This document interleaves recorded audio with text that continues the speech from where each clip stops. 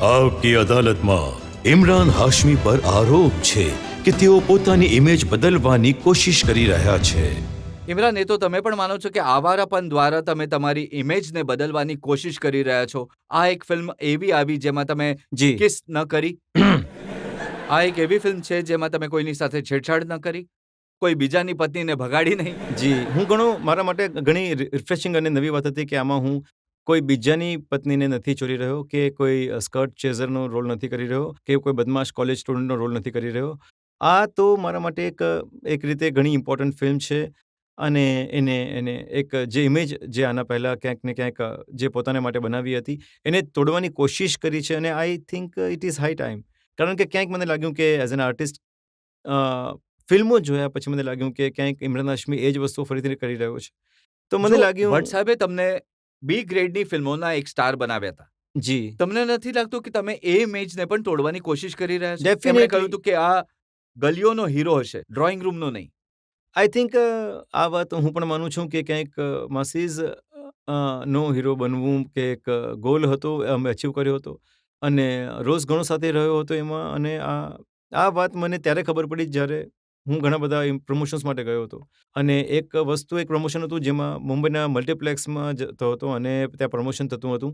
ત્યાં definitely Housefull હતો, પણ ઓડિયન્સમાં કોઈ રિએક્ટ નહોતું કરતું.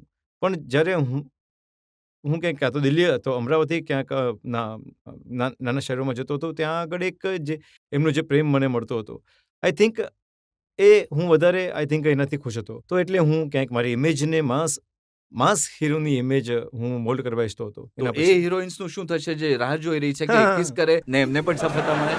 નહીં, એના પછી હું ક્યાંક બંનેને ક્યાંક પ્રોજેક્ટ એ પણ કરવા ઈચ્છું છું કે હા, ગેંગસ્ટર ફિલ્મ પછી ઘણા લોકોને ખબર પડી કે ઠીક છે, આ ફિલ્મ છે, સિંગલ સ્ક્રીનમાં ચાલી છે, મલ્ટીપ્લેક્સમાં ચાલી છે.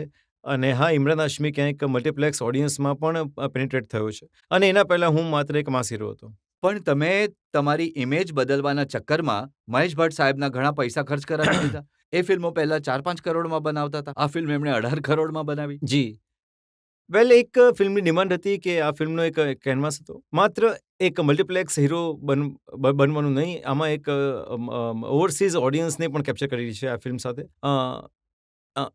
હિન્દુસ્તાન સિવાય અમે આ ફિલ્મ યુકે, યુએસ, સ્પેન, ઘણા બધા શહેરોમાં રિલીઝ કરી છે. અને આ એક ઘણું જ કોન્શિયસ ડિસિઝન હતું કે આ એક ફિલ્મ એક કેનવાસની ફિલ્મ હશે અને એક મોટી ફિલ્મ હશે.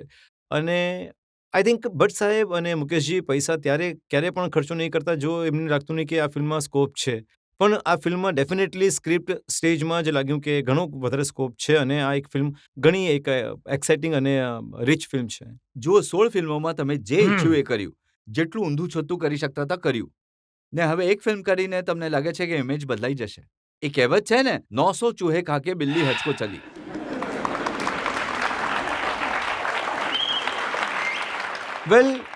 ઘણી હદ સુધી અમે સક્સેસફુલ રહ્યા છીએ. અને આ ફિલ્મની સાથે જે ફિલ્મ રિલીઝ થઈ એને એક ઓડિયન્સનો રિસ્પોન્સ મળ્યો છે, ઘણો પોઝિટિવ મળ્યો છે. અને જે અમે એક્સેપ્ટ કરી રહ્યા હતા એનાથી પણ વધારે પોઝિટિવ. પણ તો આઈ થિંક એક ફિલ્મ જ છે જે એક ઇમેજ ચેન્જ કરી શકે છે. અને હું એ નથી કહી રહ્યો કે હવે હું બીજી ઇમેજમાં જવા ઈચ્છું છું.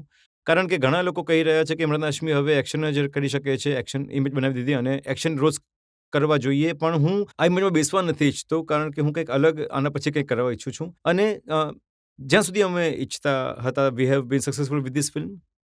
તમે મોટી ફિલ્મો કરી છે, મોટા બજેટની ફિલ્મો હવે તમે કરવા લાગ્યા છો. સાંભળ્યું છે કે પૈસા પણ તમને ઘણા વધારે મળે છે, સ્ટાર પણ બની ગયા છો. પણ મેં સાંભળ્યું કે એક તમારી આદત છે, તમે કંજૂસ ઘણા છો. જો કોઈ કોફી પીવડાવવા માટે પણ કહે તો કોઈ બીજાને કહો છો કે ભાઈ લેતો આવજે. હું માનું છું કે હું તો એટલો પણ કંજૂસ નથી. પણ શું થાય છે કે જ્યારે પણ ભટ્ટ સાહેબ કંઈ કહે છે કે કોઈ ઓફિસમાં ક્યાં તો કોઈ સેલિબ્રેશનની એક તક હોય છે, ફિલ્મ હિટ જાય છે તો કંઈક થઈ જાય છે, તો ભટ્ટ સાહેબ કહે છે કે કોફી લઈને જા. પણ ત્યારે જ મારા ખિસ્સામાં પૈસા નથી હોતા. તો એ નથી કે હું કોફી નથી ખરીદવા ઈચ્છતો, મારા ખિસ્સામાં જેન્યુઅલી પૈસા નથી હોતા ત્યારે.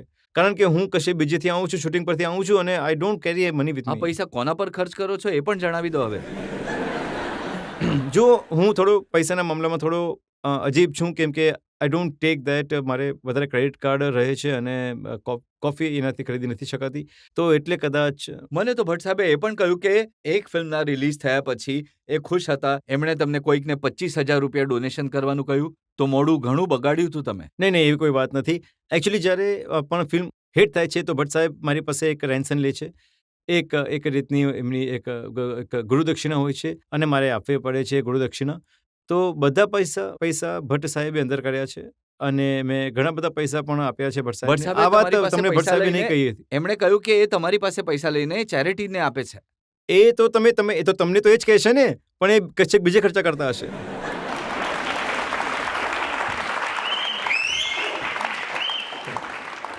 આવો હવે જનતાને પૂછીએ તમને જે સવાલ પૂછવા માંગે છે. જે રીતના રોલ તમે ફિલ્મોમાં કરો છો, કે જે રીતના રોલ તમને મળે છે, તમને નથી લાગતું કે નવયુવાન પેઢી પર આની ખરાબ અસર થશે?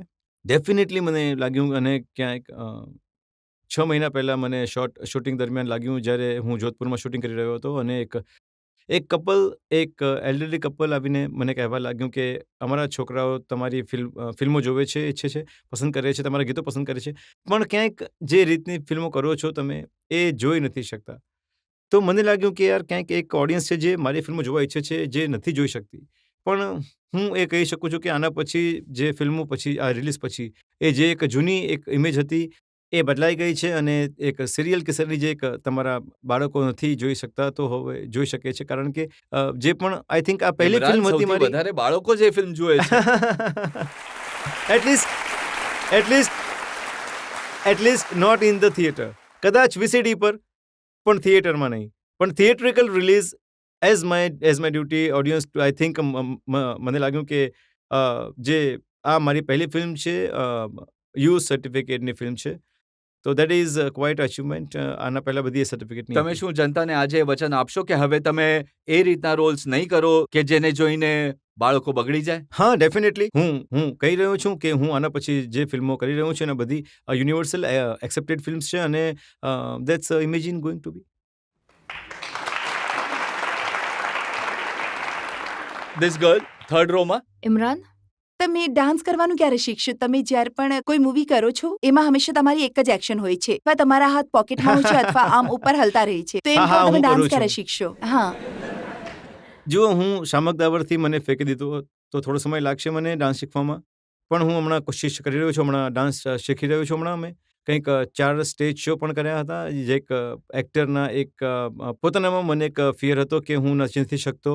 ક્યાંક એને ઓવરકમ કરવા માટે સ્ટેજ શો પણ કર્યા અને જે ફિલ્મો કરી રહ્યો છું એના પછી એમાં જે ગીતો ફિલ્મોમાં આવી રહ્યા છે એમાં ડાન્સ પણ હવે જે ટ્રેન જે રિલીઝ થઈ હતી એમાં જે વો અજનબી પર મારા ઘણા ડાન્સ મૂવ એ હતા. જણાવો કે ડાન્સ કઈ હિરોઈન પાસે શીખી રહ્યા છો? એકચ્યુઅલી કોઈની પાસે નહીં. એકચ્યુઅલી મારો એક કોરિયોગ્રાફર છે જે એમણે ઘણી મુશ્કેલીથી મને પટાવ્યો કે તું નાચી શકે છે અને નાચવું જોઈએ તારે. અને મારી જે લિમિટેશન્સ મગજમાં રાખીને એમણે મને મૂવ્સ આપ્યા સ્ક્રીન પર. તો આવનારી ફિલ્મોમાં અમે તમને ગીતો પર નાચતા પણ જોઈ શકીશું? Most probably yes. સર, હમણાં સુધી તમારી જેટલી પણ મૂવીઝ આવી છે એમાં લાઈક તમારું અફેર કોઈ લગ્ન થયેલી છોકરી સાથે છે, કોઈ જી. બીજાની પત્ની સાથે. જી. ઇન ફ્યુચર જો તમને કોઈ એવી મૂવી મળે છે જેમાં તમારી પત્નીનું કોઈ બીજા સાથે અફેર હોય, સો હાઉ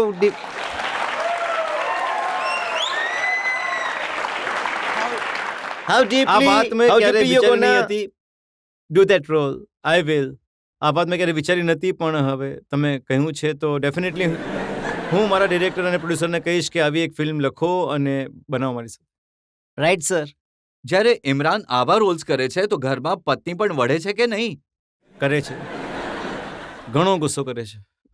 ને તમે જે સુધરે છો એમાં એમનું પણ થોડું ઘણું કોન્ટ્રીબ્યુશન છે? ઘણું કોન્ટ્રીબ્યુશન છે, પણ ક્યાંક એ મારા વર્ક સ્પેસમાં ઇન્ટરફિયર નથી કરતી. એમને ખબર છે કે મારું કામ છે અને આ જે રોલ્સ કરું છું એ ક્યાંક જે એક ઇમેજ બની ગઈ હતી મારી એને કારણે કરી રહ્યો હતો.